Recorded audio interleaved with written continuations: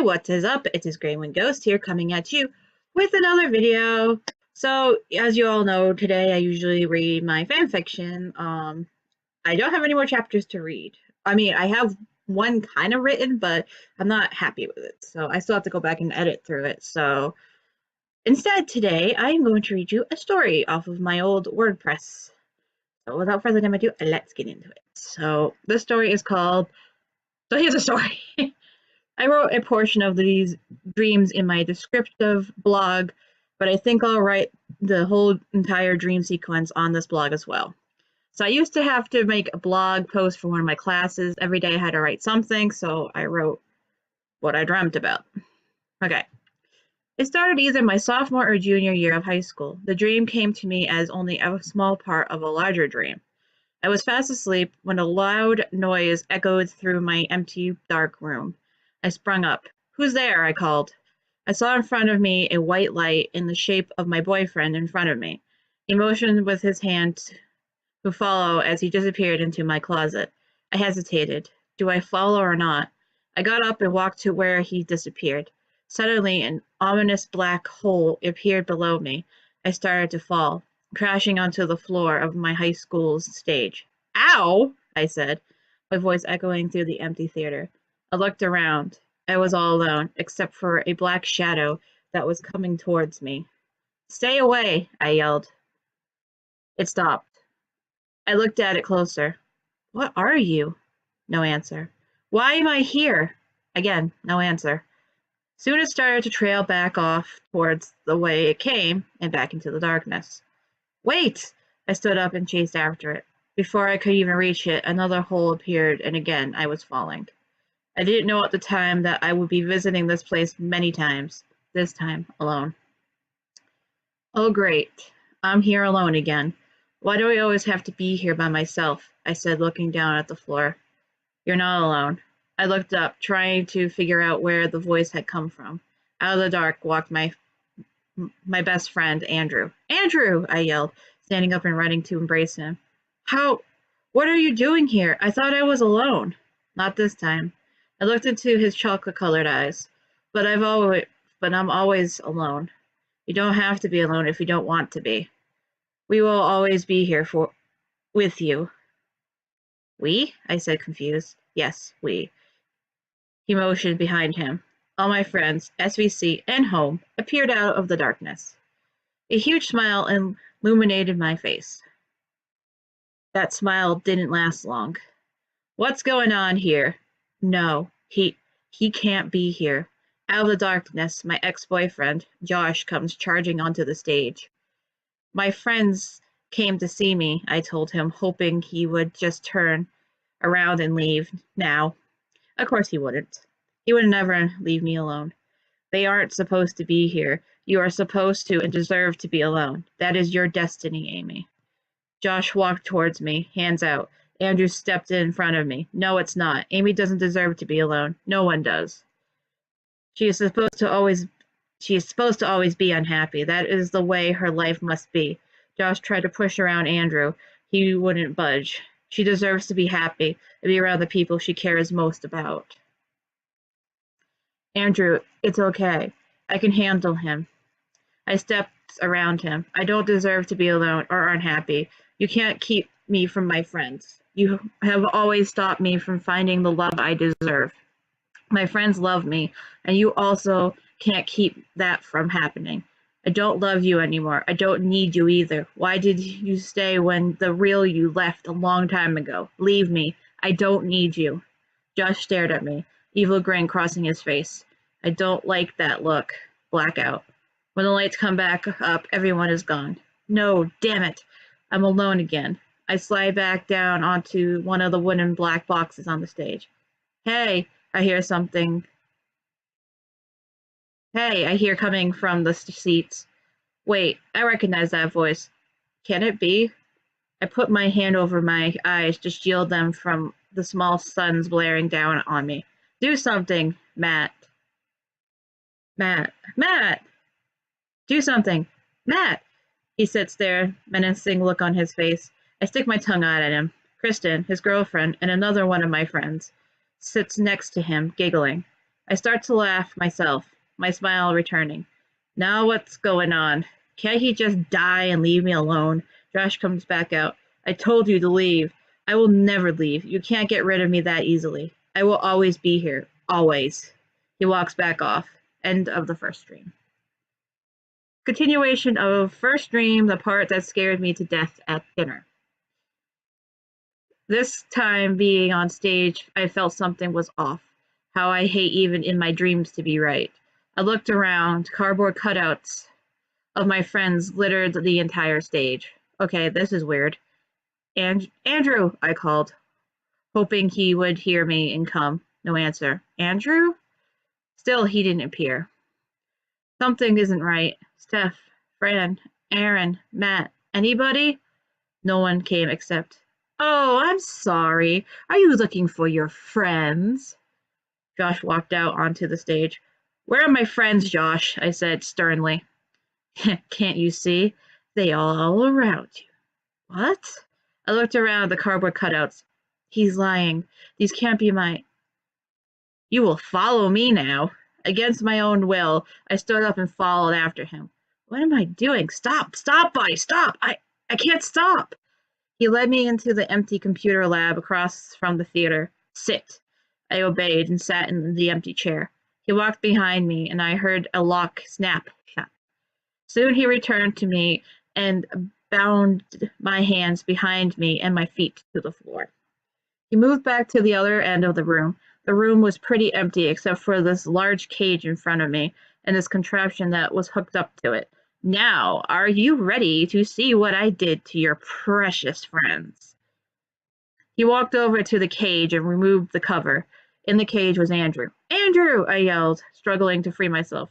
Because this one seems to be the most precious to you, I saved him for last.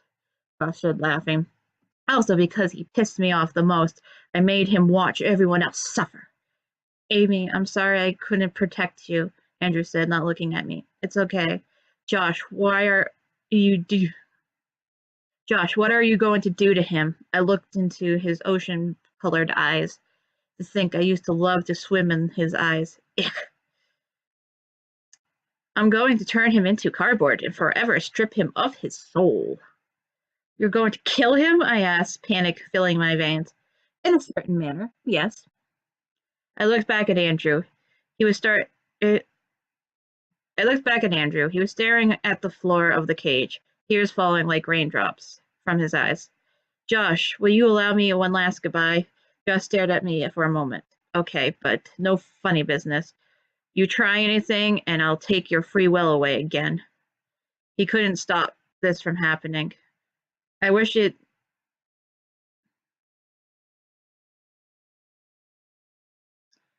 You try, and then... He untied me and let Andrew out of the cage. We held each other. Andrew, I'm so sorry I couldn't stop this from happening. I wish it didn't have to end up this way, I said, tears now streaming down my face. I'm sorry I broke my promise that I would always be here for you. Here. He handed me a folded piece of paper. What is it? I asked, about to start unfolding it. He laid his hand on top of mine. No, don't read it. It's a piece of paper with a list of everything about me. You know most of it already. Save it for when you truly feel you need me. I looked into his eyes. I love you, Andrew. You too, Amy. I smiled at him. How can I feel so bad but so happy at the same time? Okay, enough. Josh pushed Andrew back into the cage and dragged me back into the chair. I will never forget you, I mouthed to Andrew. Josh moved over to the lever close by and pulled it. The room became illuminated with white light from the cage. I looked away. I can't watch this. It ended as quickly as it began.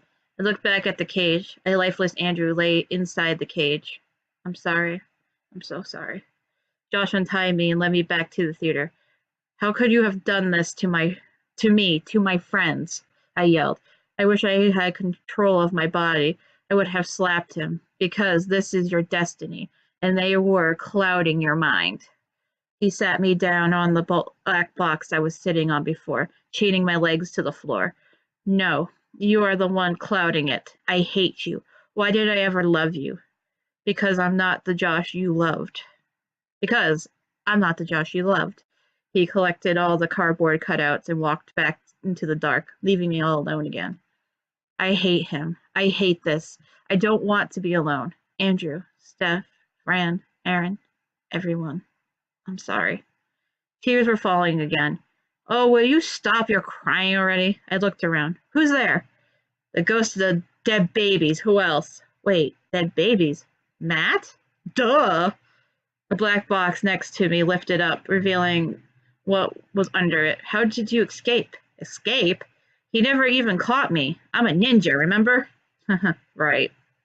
Matt climbed over to me and unchained me. Now let's get out of here.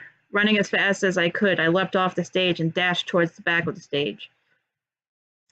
I stopped when I saw the remains of my friends. You know it's not too late to save them, Matt said. How? I asked. I'll let you know later. Now hurry up and collect them and let's get out of here. Matt, they are too big to carry. Shrink them. I looked at him, puzzled. It's your dream, Amy. You'll figure it out. I looked at them. Focus. Before me now was smaller cardboard cutouts, which I picked up and put in my pocket. All the doors were locked. Damn, we're trapped. Matt just looked at me. Hello? You can unlock the doors. I looked at him, puzzled again. It's your dream. I looked at the door. Putting my hand on the door, I closed my eyes. Click. I swung the door open. After running down the small staircase, we stopped. Where is the closest exit out of here? He asked. The modular in A-Wing. The door was harder to get open. I tried to focus, but it wouldn't open. Unknown to either of us, the door set off a silent alarm. Josh was there in seconds. Good thing I could sense him, and he made it into the classroom. Good thing I could sense him, and we made it into the classroom in time. I just hope I can hold this invisible field around us long enough for him to leave. He came into the classroom. Where are they? He asked himself out loud. He left. The sound of his footsteps disappeared. I led down the field, falling to the ground. You okay? Matt asked. Yeah, that took a lot out of me. We walked back out into the empty hallway. We tried the door again. I heard it stammering coming from the hallway behind us. Screw this, Matt. Matt, move. He moved out of the way. I lifted my foot and kicked open the door. Hey! Hey! We dashed out of the school into the woods. We lost him in the confusion of the condo complex. By the time we reached the state highway, he was nowhere in sight. We won't be safe until we reach the other side of town, I told Matt. And how do you suppose we get there? Walk? No. I led him into the Stop and Shop plaza. Matt has a car. Oh, why can't it be whoosh here? Cat's car. Cat's car. Whoosh. Here. Matt's car appeared in the empty space in front of us. How you did that, didn't you? Yes, now let's go. I sped down 140, down Grove Street, down Washington Street, up Prospect Street, until we arrived at my house. I know I am safe here. Even in real life, I always feel safe at home. Now what? Matt asked. I looked out the windshield. If I could do all that before, then maybe. I get out of the car. I get out of the car. What are we doing? Saving my friends. I placed the cardboard cutouts on the ground a few feet away. Grow. They became their normal size. Undo what Josh did to my friends. Slowly but surely, they regained their forms, souls and all. No! Josh came running into the yard. You no longer have control over me. I am free. You will become what you have made me, my friends. He shrank until he became nothing more than a flat piece of cardboard. What I thought this all meant is that I finally am feeling like I no longer am alone in my life. I finally feel like I have a meaning in this world. I also feel like I belong and that I have found what I've been looking for. Friendship. Love. Friendship, love. When I was going out with Josh, he told me there were different types of love, but I always thought there was three kinds. The one you have for your family, the one you have for your boyfriend, girlfriend, and the one you have for your pets. I understand now that there are thousands of different types, and I am experiencing the one I've needed the most in my life. Also, I realize that the Josh in my head isn't actually Josh. It's my fear of losing the people that love me. This is this is my worst fear in my life. I used to push my friends away from me, and it always hurt me. I could never understand why. I still don't. I don't want to push them away or lose them. My fear has always run my life. And finally, I was able to free myself. I know my friends love me, and I love them, and I won't ever lose them. Matt saying, "This is your dream," symbolizes the regaining control over my life and fighting off the control my fear had over me. The black shadow to me was foreshadowing what was to come. The black shadow equals Josh. So that, that was a doozy.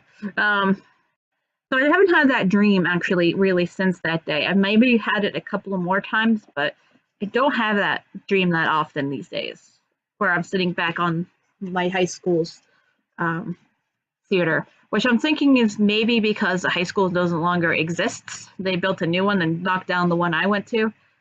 Maybe, I don't know. But I haven't had that dream in a long time, so yay, cooler beans. But I hope you enjoyed this little dream story. If you did, don't forget to hit that like button down below. And as always, I'll see you guys in the next video. I'm out of here. Bye-bye.